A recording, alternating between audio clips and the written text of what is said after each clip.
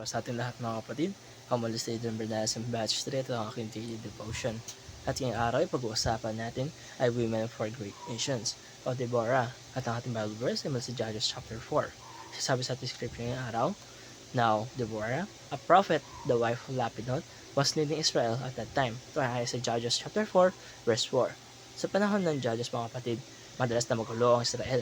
Ulit-ulit silang lumalaya sa Diyos at dahil dito ay napupunta sila sa kamay ng kanilang mga kaaway.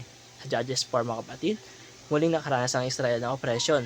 Sa pagkakataong ito ay mula kay Jabin, hari ng Kanahan, na may malakas na hukbo na pinamumunuan ni si Sarah.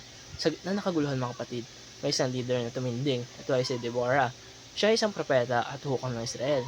Hindi lang siya tagapayo, siya ang taong ginagamit ng Diyos upang gabayan ng buong bansa.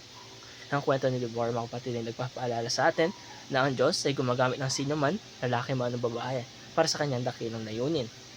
Para sa una mga kapatid, God calls people based on faithfulness, not status. Sa panahon ni Deborah mga kapatid, ang leadership sa digmaan ay karaniwang ginagawa ng mga lalaki. Ngunit ang Diyos ay pupumipili ng isang babae upang maging hukom at propeta ng Israel. Pinapakita nito na ang Diyos ay hindi limitado sa inaasahan ng kultura o tradisyon. Ang inahanap ng Diyos mga kapatid ay puso na handang sumunod sa Kanya o maglingkod sa Kanya. Si Deborah ay kilala sa kanyang karunungan at spiritual leadership. Ang mga tao ay lumalapit sa kanya upang humingi ng payo at katarungan. Ang leadership niya ay hindi nakabase sa kapangyarihan o lakas, kundi sa pakikinig sa tinig ng Diyos. Great nations require courage.